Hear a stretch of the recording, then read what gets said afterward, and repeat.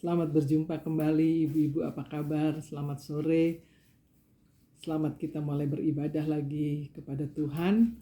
Sekalipun masih tetap online, tapi mari kita siapkan hati untuk kita diberkati oleh firman Tuhan. Puji Tuhan, mari kita berdoa sebelum kita mendengar firman Tuhan.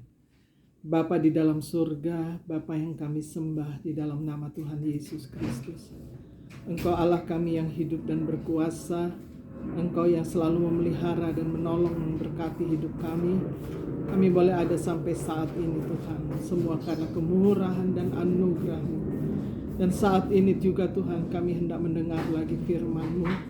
Mari Tuhan Engkau memberkati kami semua. Sucikan kami, kuduskan kami. Supaya kami layak berkenan ada di hadirat Tuhan. Teristimewa Tuhan, kami boleh diberkati oleh firman-Mu, sebab firman-Mu itulah kekuatan di dalam kehidupan kami. Terpujilah Engkau ya Tuhan Yesus, kami mau siap mendengar firman-Mu, dan kami buka hanya di dalam nama Tuhan Yesus Kristus. Haleluya, amin.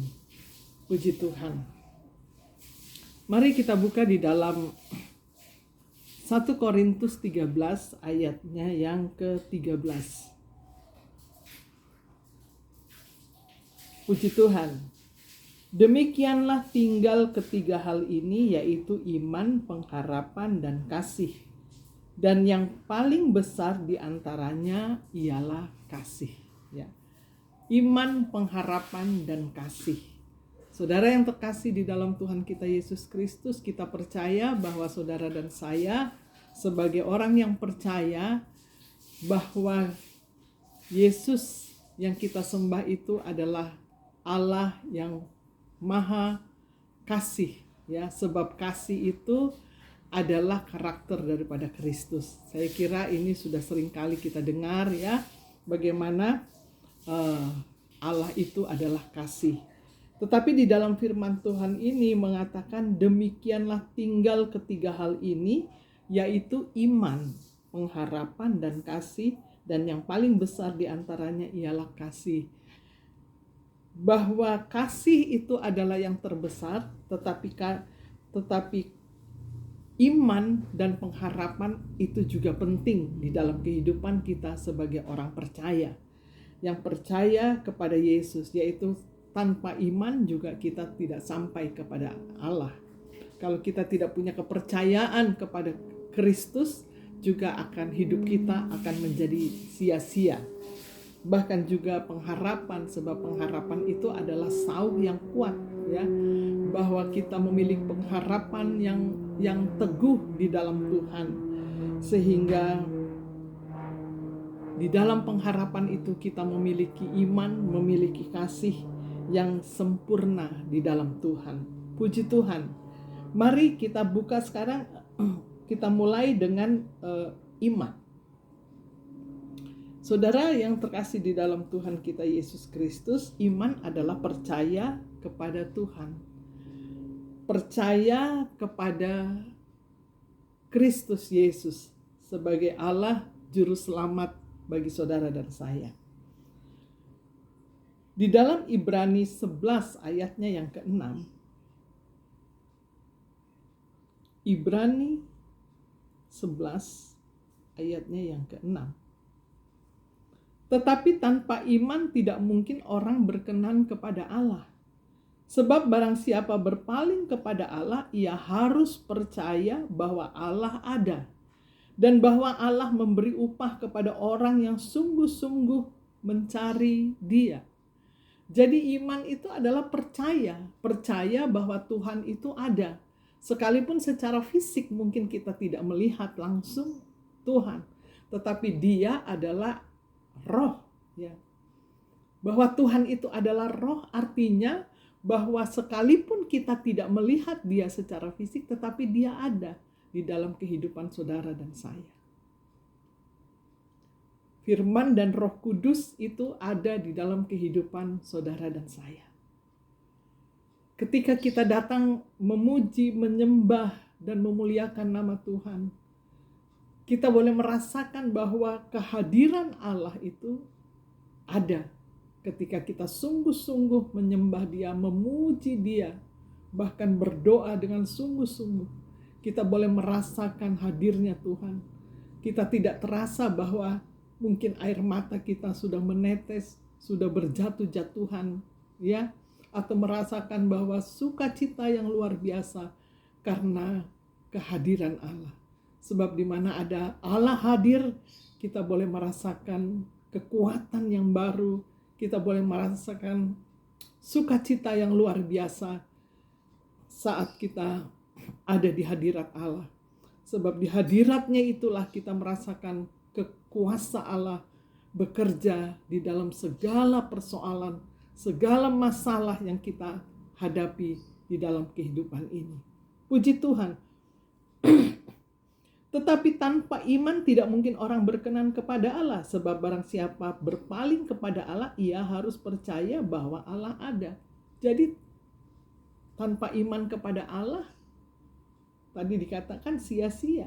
Artinya kita harus memiliki kepercayaan yang sungguh kepada Tuhan.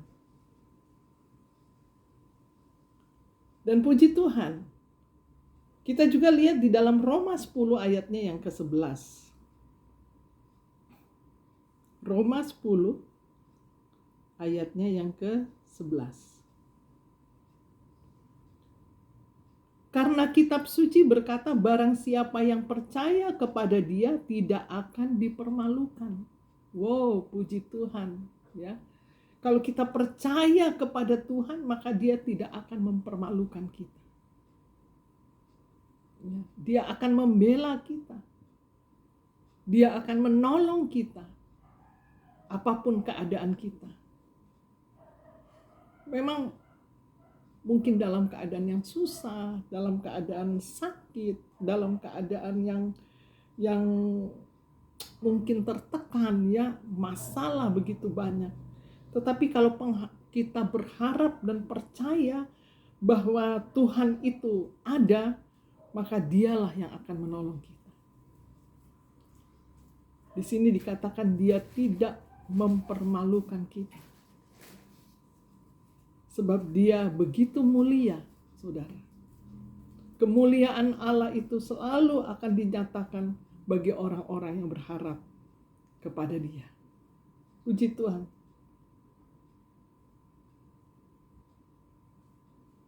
Sebab Dia adalah, di ayat 12, sebab tidak ada perbedaan antara orang Yahudi dan orang Yunani. Karena Allah yang satu itu adalah Tuhan dari semua orang, kaya bagi semua orang yang berseru kepadanya. Sebab barang siapa yang berseru kepada nama Tuhan akan diselamatkan.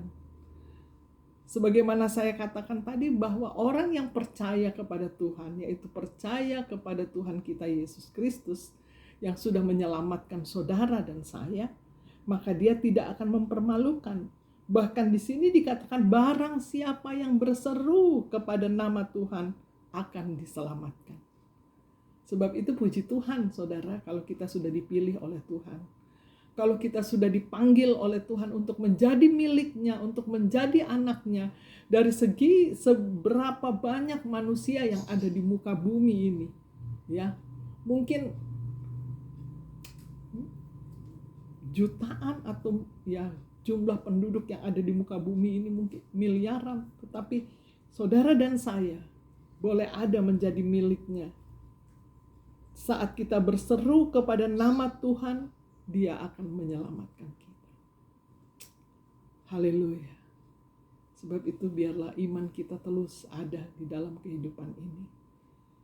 Apapun yang menjadi persoalan, tantangan, ya, dalam keadaan dunia yang semakin sukar ini, bahkan kalau kita juga belum bisa bertatap muka secara offline atau secara fisik, ya, karena ada banyak kendala di mana dengan keadaan pandemi ini, tetapi marilah kita memiliki iman yang sungguh bahwa Tuhan selalu ada di dalam kehidupan saudara dan saya.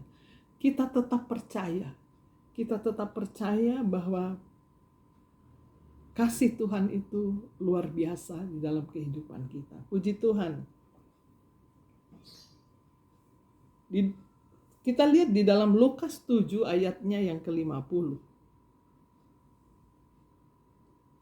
Lukas 7 ayatnya yang ke-50. Tetapi Yesus berkata kepada perempuan itu, imanmu telah menyelamatkan engkau, pergilah dengan selamat. Saudara yang dikasihi oleh Tuhan kita Yesus Kristus, ya. Bagaimana di sini dikatakan bahwa pada saat itu Tuhan Yesus sedang ada di rumah orang Farisi. Tuhan Yesus datang ke rumah orang Farisi itu dan duduk makan di sana. Tetapi tiba-tiba ada seorang perempuan yang dikatakan bahwa perempuan ini terkenal perempuan yang berdosa, ya. Dan ketika dia mendengar bahwa di rumah orang Farisi itu ada Tuhan Yesus, perempuan itu pergi menghampiri atau datang ke rumah itu. Dia membawa buli-buli pualam berisi minyak wangi, ya.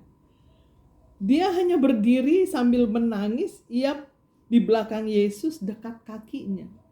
Karena dia merasa bahwa mungkin, ini adalah orang yang dapat menolong dia, atau yang dapat mengampuni dosanya, atau yang dapat menyelamatkan dia dari segala kesesakan, dari segala mungkin masalah-masalah, dari segala perbuatan-perbuatan dosa yang dia lakukan.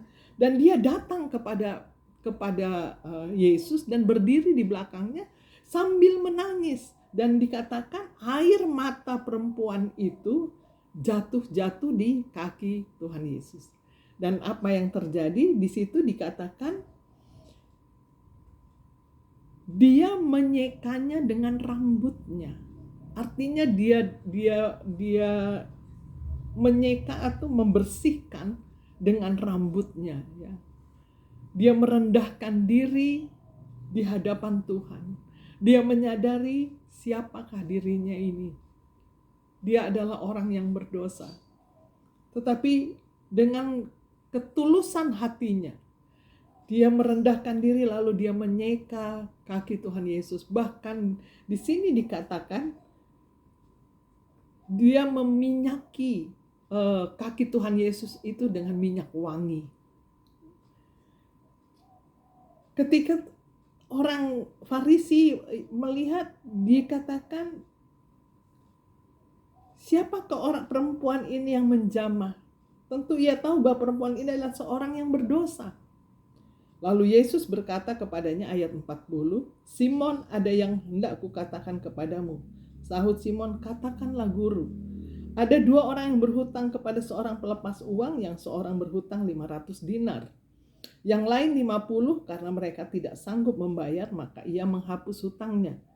Kedua, seorang itu, siapakah di antara mereka yang akan terlebih mengasihi dia? Jawab Simon, aku. Kira dia yang paling banyak dihapuskan hutangnya. Kata Yesus kepadanya, betul pendapatmu itu. Dan sambil berpaling kepada perempuan itu, ia berkata kepada Simon, engkau lihat perempuan ini, aku masuk ke rumahmu, namun engkau tidak memberikan aku air untuk membasuh kakiku. Tetapi dia membasahi kakiku dengan air mata dan menyekanya dengan rambutnya. Engkau tidak mencium aku, tetapi sejak aku masuk, ia tidak henti-hentinya mencium kakiku. Saudara, ini adalah satu gambaran bagaimana perempuan yang berdosa ini, dia menyadari bahwa dia tidak layak di hadapan Tuhan. Yes, dia merasa siapa sih dia. Tetapi ketika dia tahu bahwa Yesus itu adalah yang dapat menyelamatkan dia. Mungkin orang gak tahu, tetapi dia memiliki iman bahwa orang ini yang dapat menolong, orang ini yang dapat menyelamatkan, sehingga dia merendahkan diri kepada Tuhan, dan dia menyeka rambut. Mungkin orang yang di sekelilingnya aneh melihat perempuan ini, sehingga sampai kasak kusuk muridnya, bahkan orang Farisi yang di sekitarnya. Tetapi Yesus kasih perumpamaan. Dikatakan ada orang yang berhutang banyak 500 dinar, yang lain 50. Karena mereka tidak sanggup bayar, maka ia menghapus hutang kedua orang itu. Siapakah di antara mereka yang akan lebih mengasihi dia? Jadi ada orang utang yang utangnya banyak, ada yang utangnya sedikit, tapi dua-dua dihapuskan. Ketika ditanya siapa yang menurut kamu yang benar-benar dihapuskan hutangnya, dia bilang yang banyak. Artinya ini ada satu kesalahan di dalam kehidupan manusia. Ya. Tetapi di sini kita juga belajar bagaimana Tuhan itu tidak melihat kesalahan kita. Seberapa besar kesalahan-kesalahan saudara dan saya di dalam kehidupan ini. Manakala kita datang kepada Tuhan dan minta ampun kepada Tuhan, merendahkan diri kepada Tuhan, maka Tuhan itu selalu mengampuni kita. Ya. Dan di sini dikatakan, Tuhan katakan ketika dia datang tidak ada orang yang memberi air. Tidak ada orang yang memperhatikan dia. Tetapi perempuan ini, dia rela memberikan minyak wangi untuk menyapu kaki daripada Tuhan Yesus, ya, menyekanya dengan minyak wangi. Ya, kalau kita bicara minyak wangi, sekarang minyak wangi ada yang mahal, ada yang murah. Tetapi di sini dikatakan ini minyak wangi yang mahal, ya. Karena ada begitu banyak orang mulai respon, oh ini kenapa ya, kok begitu maunya ini perempuan untuk melakukan hal itu.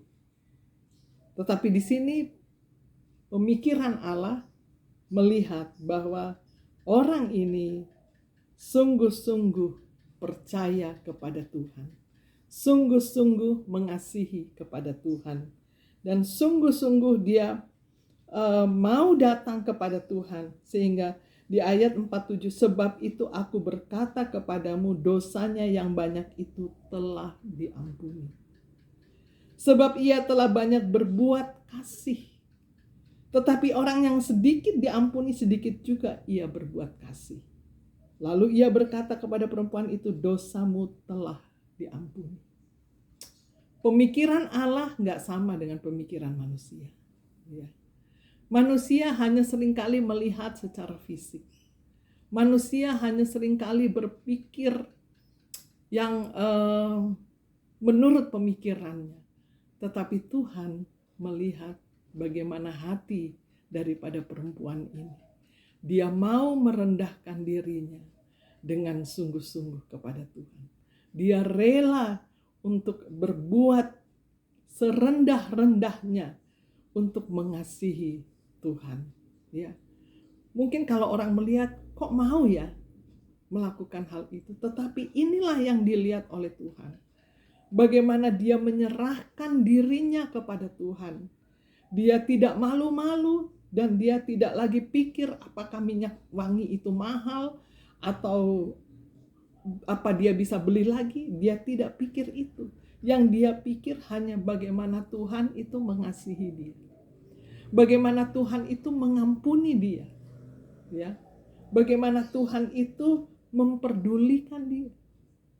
Nah, ini yang menjadi pelajaran buat saudara dan saya.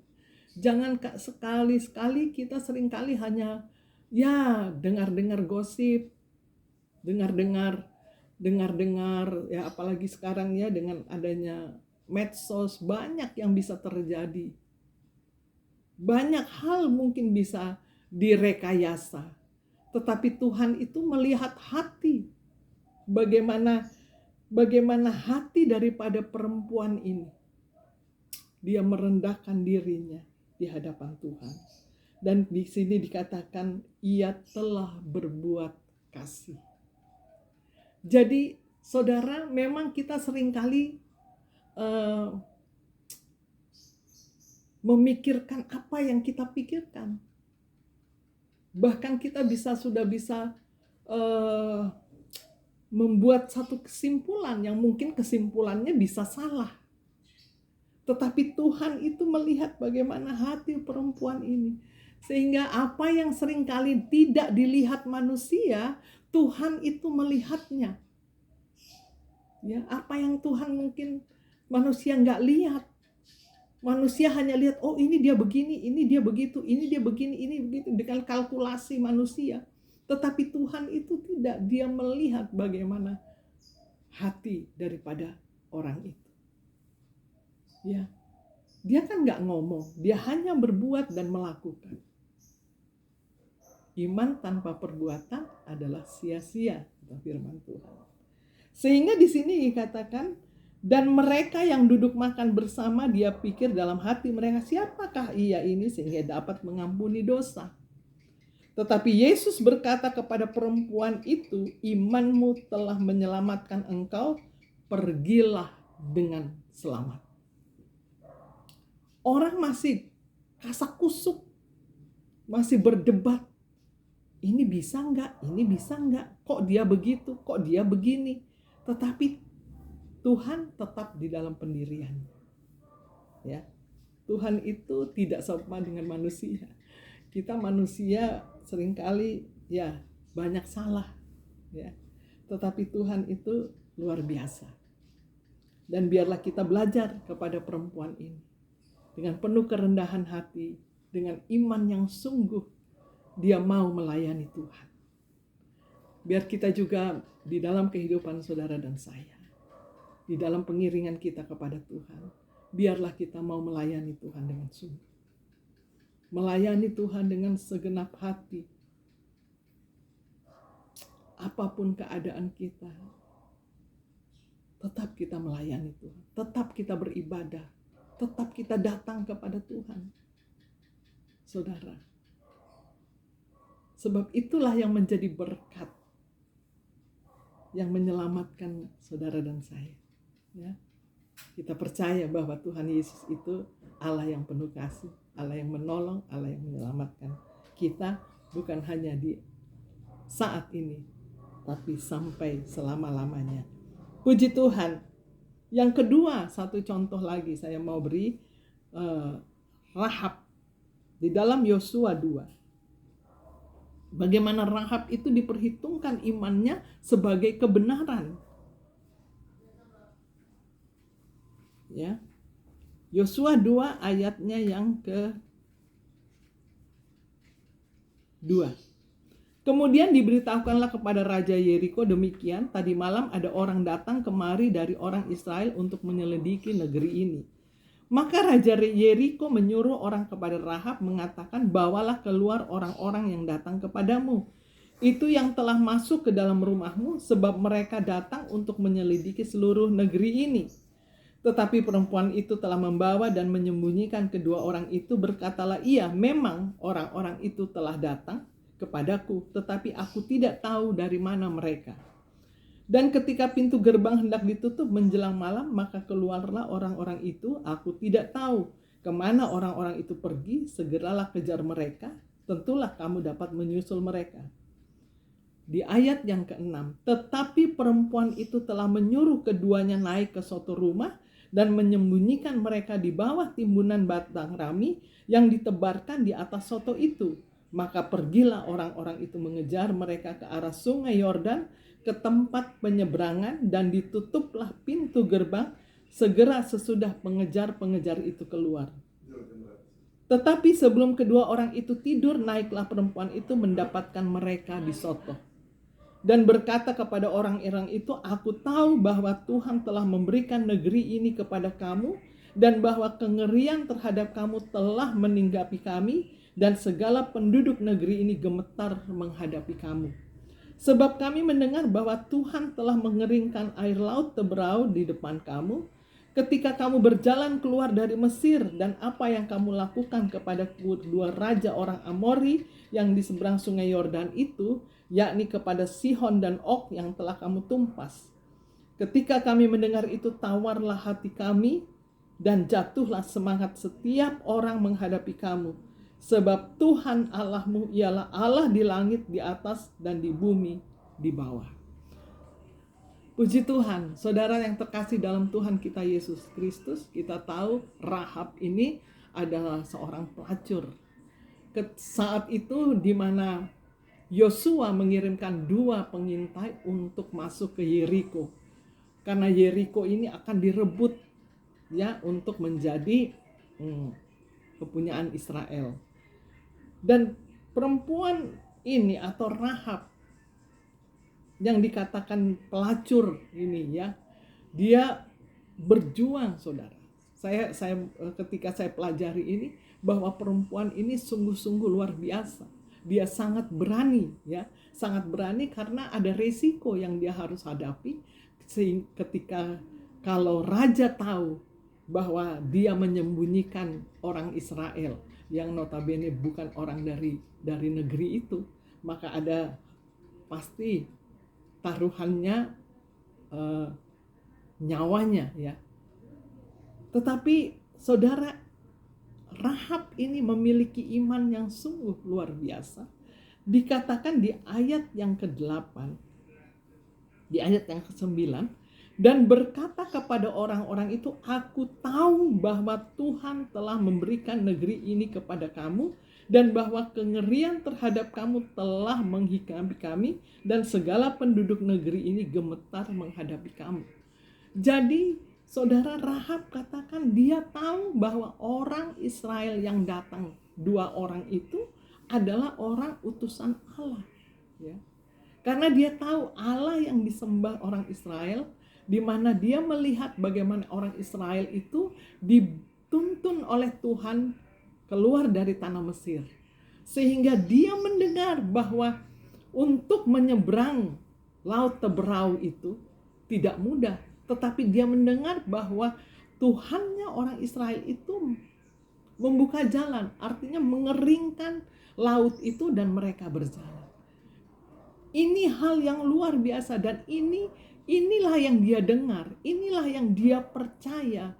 Jadi dia katakan bahwa ya, sebab kami mendengar bahwa Tuhan telah mengeringkan air Laut Teberau di depan kamu ketika kamu berjalan keluar di Mesir. Dan apa yang kamu lakukan kepada kedua orang raja Amori dan sekarang sungai Yordan itu, yakni kepada Sihon dan Og yang telah kamu tumpas. Ketika kami mendengar itu, jadi ketika cerita itu disampaikan ya kepada orang-orang mungkin di seluruh daerah tanah Kanaan yang menjadi tujuan orang Israel, tawarlah hati kami dan jatuhlah semangat setiap orang menghadapi kamu, sebab Tuhan Allahmu ialah Allah di langit, di atas bumi dan di bawah. Jadi dia percaya kalau Tuhannya orang Israel, Tuhan yang ada di atas langit dan di bawah bumi itu mau melakukan segala sesuatu, pasti terjadi. Pasti terjadi. Sebab itu dia katakan ya, ketika mereka mendengar itu, mereka pasti tawar hati dan merasa takut. Karena Tuhan pasti melakukan itu. Iman daripada Rahab ini luar biasa. Sehingga dia berani untuk menyembunyikan orang Israel ini. Bahkan dia memiliki perjanjian. Kalau terjadi sesuatu, maka biarlah keluarganya ditolong. Ya. Dan perjanjian itu pun diiyakan oleh kedua pengintai ini. Sehingga saudara yang terkasih di dalam Tuhan kita Yesus Kristus, sebagaimana Rahab ini yang dikatakan sebagai pelacur, ya, bahkan mungkin dikatakan orang yang tidak terhormat di masyarakat. Tetapi di mata Allah, Kembali lagi saya katakan, di mata Allah dia diperhitungkan sebagai kebenaran. Bahkan di Ibrani ke-20, kembali kita kepada Ibrani 11, di dalam Ibrani pasal ke-11 ayatnya yang ke-31. Karena iman maka Rahab perempuan sundal itu tidak turut binasa bersama-sama dengan orang-orang durhaka. Karena ia telah menyambut pengintai-pengintai itu dengan baik. Jadi iman Rahab itu, saudara, luar biasa ya. Dia hanya mendengar. Sebab itu ada firman Tuhan di dalam Roma 10 ayat 17. Di sini dikatakan bahwa karena dengan hati orang percaya dan dibenarkan. Kita baca supaya lebih kita mengerti ya. Di dalam Roma 10 ayatnya ke-17. Jadi iman timbul dari pendengaran dan pendengaran oleh firman Kristus. Jadi firman itu timbul dari pendengaran dan pendengaran oleh firman Kristus. Artinya orang itu percaya ketika mendengar firman. Sebab itu saudara, ya dengan keadaan mungkin sekarang kita tidak bisa keluar, ya tidak bisa kemana-mana. Lebih banyak kita ada di rumah, mari kita baca firman Tuhan. Mari kita beri waktu untuk belajar tentang firman Tuhan. Ya. Sebab firman Tuhan itulah yang mengajar saudara dan saya untuk bagaimana iman kita itu terus dibangun. Karena ya sebagai manusia biasa seringkali imannya lemah karena keadaan, karena tantangan hidup, karena persoalan ya.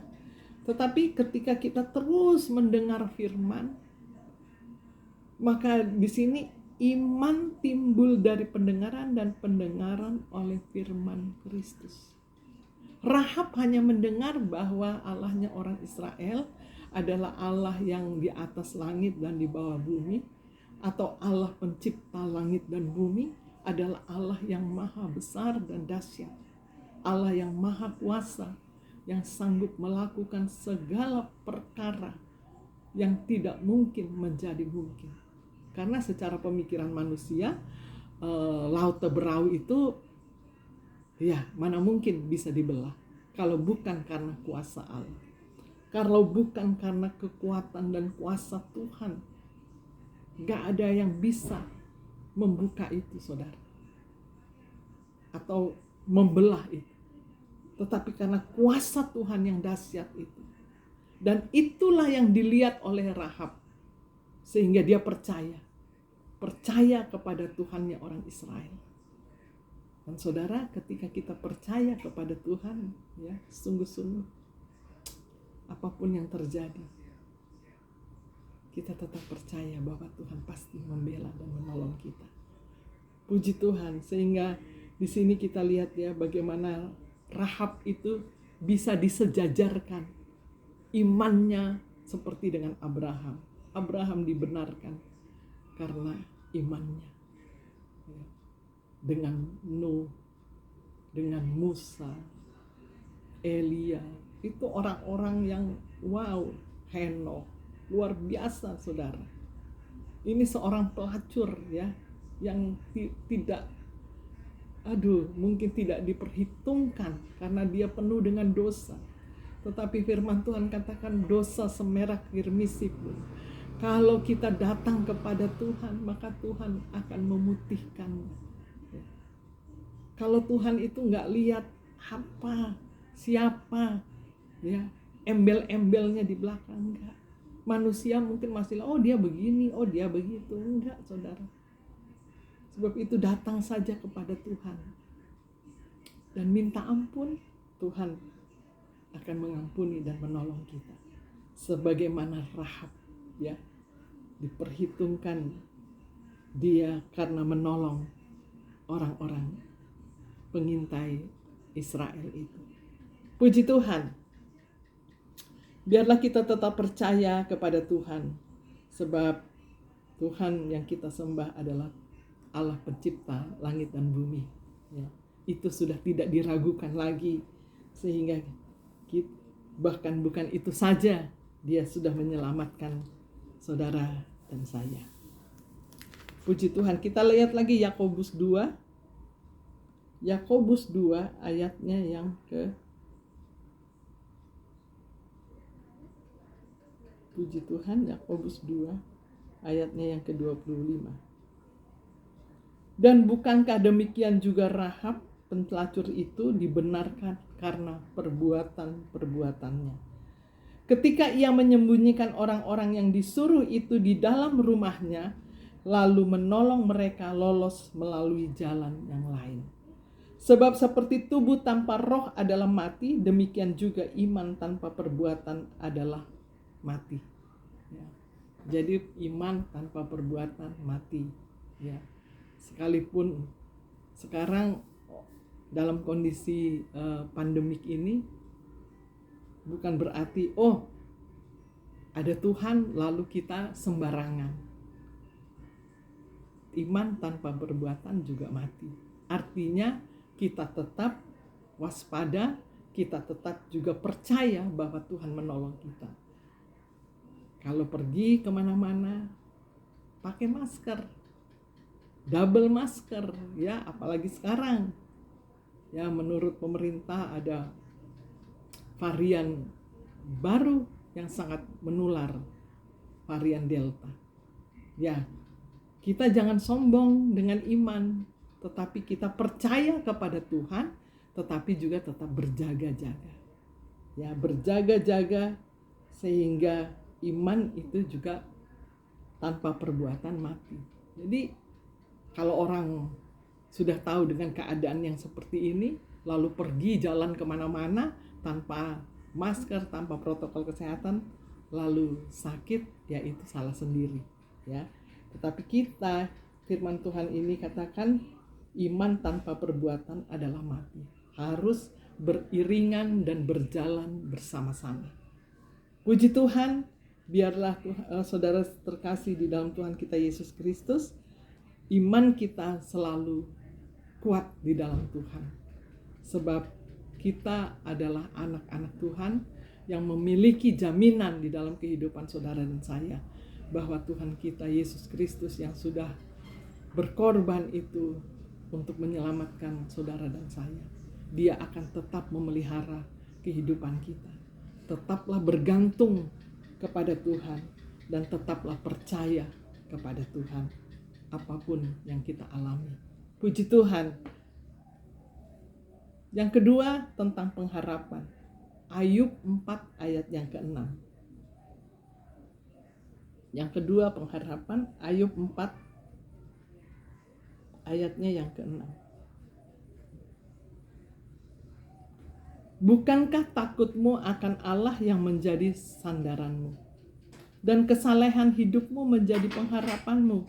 Camkanlah ini, siapa binasa dengan tidak bersalah, dan di manakah orang yang jujur dipunahkan?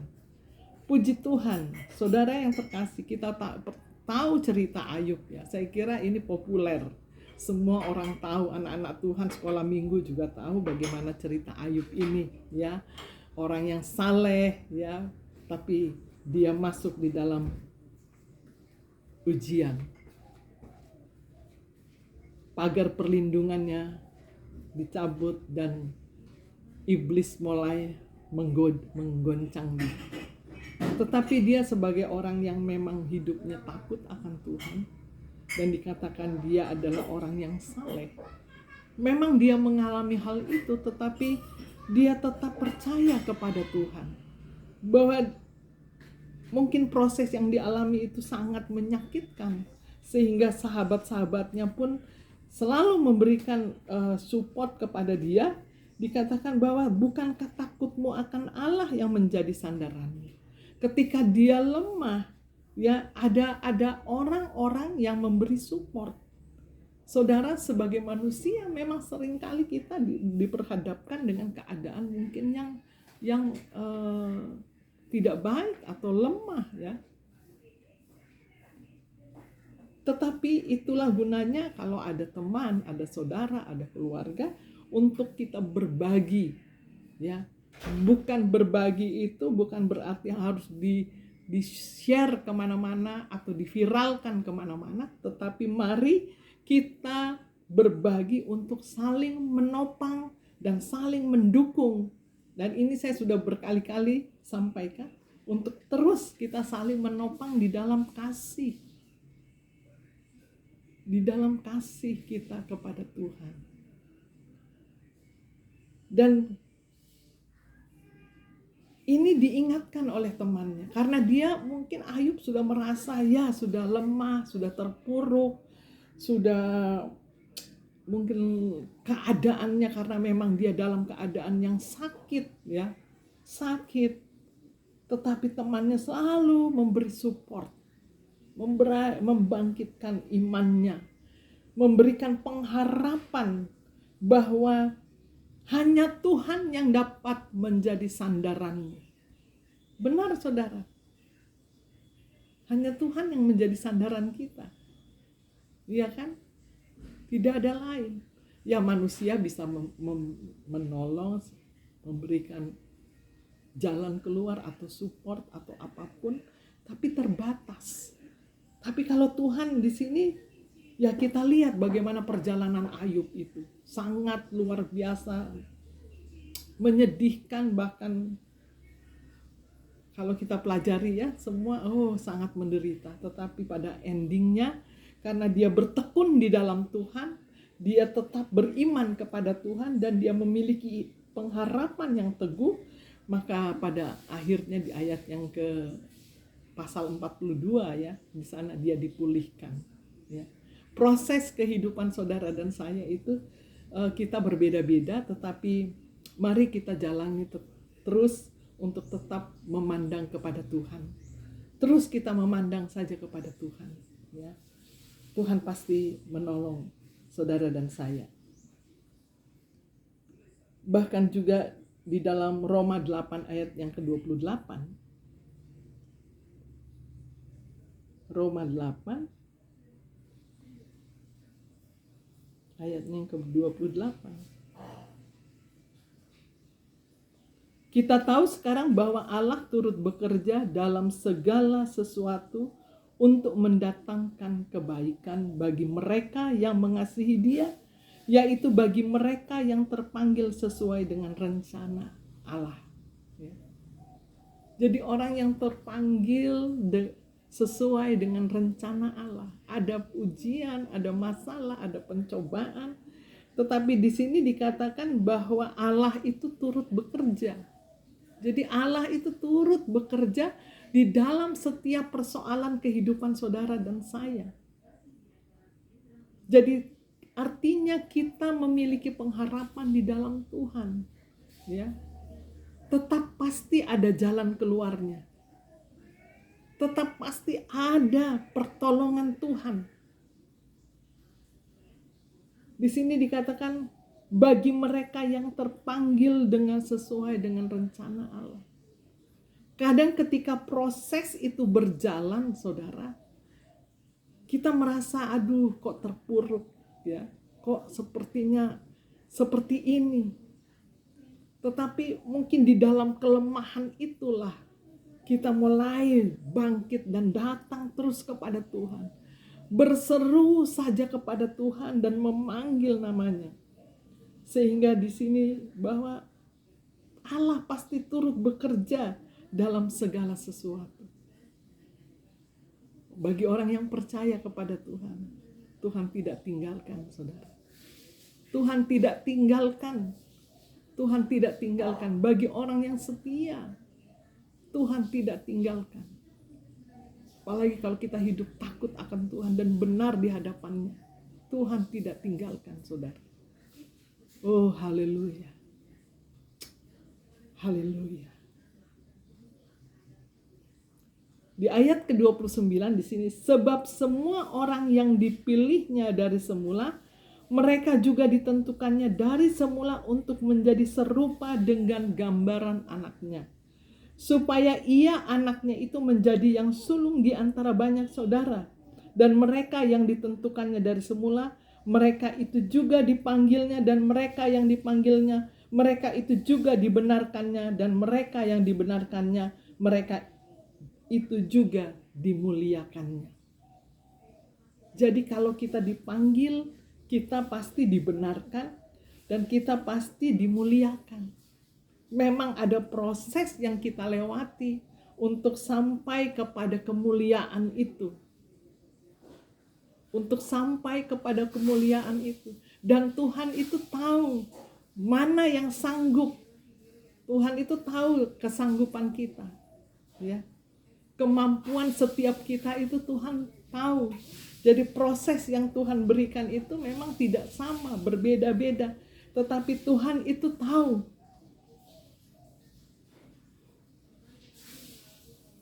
Karena dikatakan, Rasul Paulus di sini katakan, kita tahu sekarang bahwa Allah turut bekerja.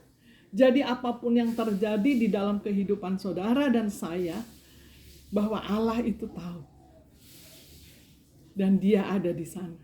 Dia ada di sana. Bagi orang-orang yang dipilihnya. Jadi rencana Tuhan itu tidak pernah salah, saudara. Tidak pernah salah. Pemakaian Allah juga tidak pernah salah. Untuk setiap orang yang dipilihnya. Untuk setiap orang yang dipanggilnya. Ya dipanggil untuk menjadi miliknya. Dipanggil untuk melayani dia. Dipanggil untuk beribadah kepadanya. Tuhan gak pernah salah, saudara. Sebab itu kita mengucap syukur kalau kita boleh menjadi milik Tuhan. Kita boleh menjadi anak-anak Allah. Kita boleh menjadi orang-orang yang dibenarkan. Haleluya. Supaya kita terus memiliki pengharapan di dalam Tuhan. Puji Tuhan. Sehingga di ayat ini dikatakan bahwa 1 Petrus 1 ayat ke-21.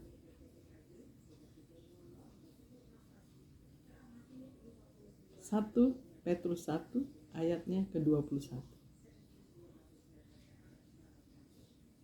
Oleh dialah kamu percaya kepada Allah, yang telah membangkitkan dia dari antara orang mati dan yang telah memuliakannya sehingga imanmu dan pengharapanmu tertuju kepada Allah. Jadi oleh dialah kamu percaya. Kita percaya hanya kepada Tuhan kita Yesus Kristus, yang mana dia sudah memilih dan memanggil saudara dan saya. Untuk satu tujuan di sini dikatakan, sehingga imanmu dan pengharapanmu hanya tertuju kepada Tuhan. Jadi kita diminta untuk tetap beriman teguh kepada Dia. Ya. Sejak kita dipilih, sejak kita percaya kepada Tuhan, terus sampai akhir hidup kita terus beriman kepada Dia. Dan biarlah pengharapanmu tertuju hanya kepada Allah. Jadi iman dan pengharapan itu harus terus tertuju kepada Allah. Bukan kepada manusia. Bukan kepada pertolongan manusia. Pertolongan manusia itu adalah saya percaya itu bagian dari mana Tuhan mengirimkan pertolongan. Ya. Karena kalau bukan Tuhan, tidak akan mungkin, karena apapun yang kita terima, ya berkat yang kita terima, penyertaan yang Tuhan berikan, itu semua karena anugerah, kemurahan dan berkatnya yang Dia kirim, yang Dia limpahkan untuk saudara dan saya. Jadi benar bahwa harus tetap percaya dan harus tetap memiliki pengharapan kepada Tuhan saja. Tidak ada yang lain tetapi kepada Tuhan kita, Yesus Kristus. Puji Tuhan. 1 Yohanes 3 ayat 3. 1 Yohanes 3 ayatnya yang ketiga. Setiap orang yang menaruh pengharapan itu kepadanya menyucikan diri sama seperti Dia adalah suci. Jadi Tuhan rupanya mau memilih, memanggil saudara dan saya, yang Dia minta supaya kita beriman, memiliki pengharapan, agar apa? Kehidupan kita itu kehidupan yang tertuju kepada Allah, dan untuk apa? Untuk hidup di dalam kekudusan, untuk hidup di dalam kesucian. Sebab Allah tidak berkenan kepada orang-orang yang sudah mengikut Yesus hidup di dalam dosa. Sebab itu bagi orang-orang yang sudah percaya, mari kita sungguh-sungguh mengikut Tuhan dengan sungguh-sungguh mengandalkan Tuhan, percaya hanya kepada Tuhan, dan berharap hanya kepada Tuhan, bukan kepada yang lain. Saudara, setiap orang yang berbuat dosa melanggar juga hukum Allah, sebab dosa ialah pelanggaran hukum Allah. Jadi jangan kita berbuat dosa. Kalau sudah tahu itu dosa, lebih baik jangan dilakukan. Jangan dilakukan, digaris. Berkali-kali saya katakan bahwa kalau kita ikut Tuhan harus punya komitmen. Komitmennya bukan kepada manusia saja, tetapi yang paling penting komitmen kepada Tuhan. Komitmen kepada Tuhan. Mengasihi Tuhan, percaya kepada Tuhan, takut akan Tuhan. Itu saja, saudara. Orang mau bilang apa? Mau A, B, C, D.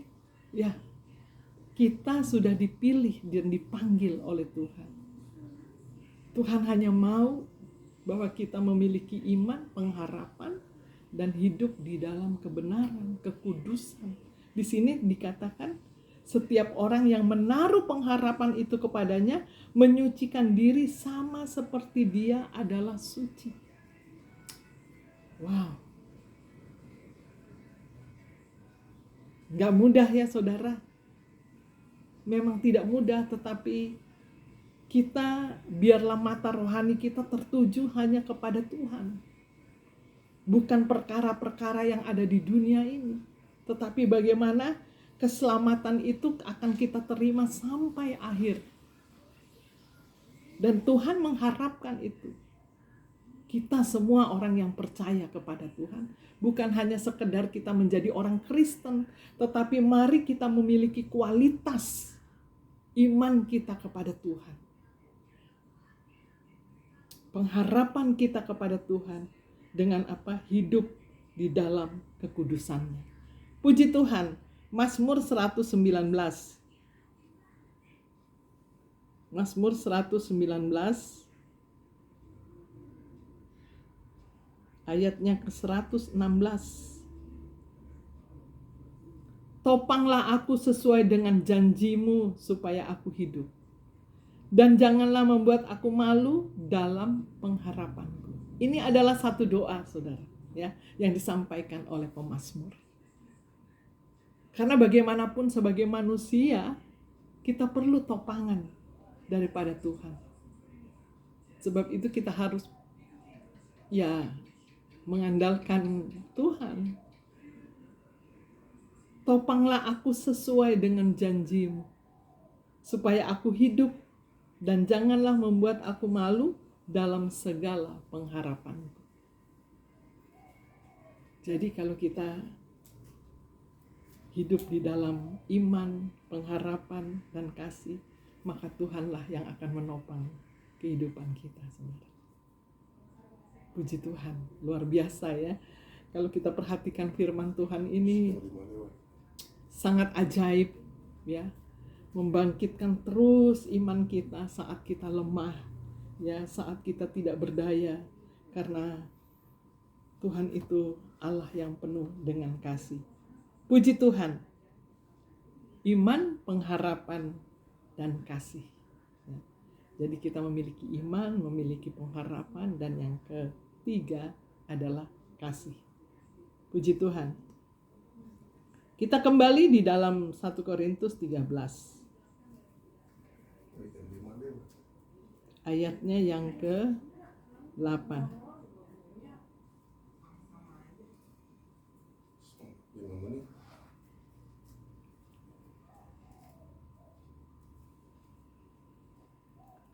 Ayat yang kedua, ayat yang pertama bicara kasih. Sekalipun aku dapat berkata-kata dengan semua bahasa manusia dan bahasa malaikat, tetapi jika aku tidak mempunyai kasih, aku sama dengan gong yang berkumandang dan canang yang gemerincing. Sekalipun aku mempunyai karunia untuk bernubuat dan aku mengetahui segala rahasia dan memiliki seluruh pengetahuan, dan sekalipun aku memiliki iman yang sempurna untuk memindahkan gunung, tetapi jika aku tidak mempunyai kasih, aku sama sekali tidak berguna. Jadi saudara, bahwa kasih itu adalah yang utama, ya. Iman, pengharapan, dan kasih. Semuanya itu sebagai orang percaya harus kita miliki. Harus kita miliki. Karena itulah yang menjadi dasar kehidupan kekristenan kita, bahwa kita percaya kepada Tuhan yang penuh kasih. Kita percaya bahwa kita memiliki iman yang memberikan janji keselamatan bagi kehidupan saudara dan saya.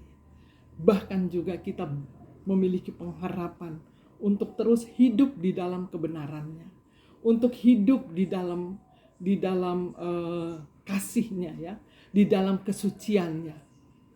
Hidup kudus, supaya apa? Supaya kita layak dan berkenan kepada Tuhan. Saya kira itulah yang menjadi tujuan kehidupan kita sebagai orang percaya. Biarlah itu yang menjadi iman kita, pengharapan kita, kasih kita kepada Tuhan. Sehingga nama Tuhan dipuji, nama Tuhan dipermuliakan.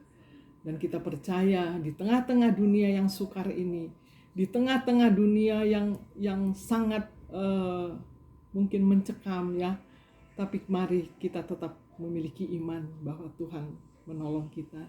Kita memiliki pengharapan bahwa Tuhan itu pasti membela kita, dan kita hidup di dalam kebenarannya. Demikian juga biarlah kita memiliki hati yang mengasihi, bukan saja mengasihi Tuhan dengan sungguh-sungguh, tetapi juga mengasihi sesama kita. Tuhan kiranya memberkati. Puji Tuhan. Mari kita berdoa. Oh, haleluya Yesus. Haleluya Yesus. Oh, haleluya. Kami mengucap syukur kepadamu Bapa. Bapa yang kami sembah di dalam nama Tuhan Yesus Kristus. Sungguh ajaib firman-Mu ya Tuhan. Engkau mengajar kepada kami untuk kami memiliki hidup di dalam iman, pengharapan, dan kasih. Biarlah itu Tuhan, Engkau senantiasa ingatkan di dalam kehidupan kami. Sebab kami menyadari Bapa, di dalam dunia yang semakin sukar ini, hanya iman kamilah, pengharapan kamilah, dan kasih Tuhanlah yang dapat menyertai kehidupan kami Tuhan. Sehingga kami selalu ada di dalam kemenangan demi kemenangan bersama dengan Engkau. Sebab kami tahu dengan kekuatan kami tidak mampu Bapa. Tetapi kami percaya Allah Roh Kudus dan firman-Mu itulah yang memampukan kami untuk kami tetap memiliki iman yang teguh, berpengharapan di dalam Engkau ya Tuhan. Bahkan memiliki kasih di dalam Engkau ya Tuhan Yesus. Tolong kami Bapa. Kasih-Mu yang besar itu yang sudah menyelamatkan jiwa kami. Biarlah itu selalu teringat dan selalu kami pegang di dalam kehidupan kami. Bahkan terukir di dalam hati kami ya Tuhan. Kami percaya kepadamu Bapa, bahwa Engkau Allah yang kami sembah, Allah yang hidup dan berkuasa. Allah yang besar, yang sanggup menolong kami. Terpujilah Engkau ya Bapa. Berkati kami semua yang hadir, yang mendengar firman-Mu. Biarlah Engkau memberkati kami semua. Bahkan juga Tuhan Yesus, kami berdoa buat bangsa dan negara kami. Tuhan tolong kami semua ya Tuhan, apa yang terjadi di muka bumi ini. Kuasa Tuhan boleh bekerja. Engkau lah yang menghalau segala virus-virus corona ini dari muka bumi dengan kuat kuasa-Mu. Sehingga Tuhan, kami boleh melihat Tuhan, nyata benar perbedaan bagi orang yang berharap dan mengandalkan Engkau. Kami percaya pertolongan-Mu senantiasa Engkau nyatakan bagi kami. Terima kasih Tuhan. Bapak Ibu Gembala kami Engkau berkati. Sidang jemaat-Mu di Polonia Engkau berkati. Bahkan hamba-hamba Tuhan dimanapun mereka berada, Tuhan Engkau berkati. Supaya banyak jiwa-jiwa boleh datang kepadamu. Ada banyak jiwa-jiwa boleh percaya kepadamu. Mengaku Engkau sebagai Tuhan dan Juru Selamat. Tuhan Yesus, kami rindu banyak jiwa boleh memuji, menyembah kepada Engkau ya Tuhan. Terima kasih Tuhan. Hamba juga berdoa, Tuhan Yesus, mari Engkau tolong jika ada orang-orang yang sakit, mari Engkau sembuhkan. Engkau jamah mereka di dalam nama Yesus Kristus, bilur-bilur-Mu menyembuhkannya. Sehingga Tuhan Yesus, yang ada di dalam kekurangan Engkau cukupkan. Yang ada di dalam persoalan, mari Engkau buka jalan. Nama Tuhan dipuji dan dipermuliakan. Terima kasih Tuhan, kami bersyukur kepadamu. Engkau sudah menyertai dan memberkati kami lewat kebenaran firman-Mu pada sore hari ini. Terpujilah Engkau ya Bapa. Inilah doa kami dalam nama Tuhan Yesus Kristus. Kami berdoa dan mengucap syukur. Haleluya. Amin.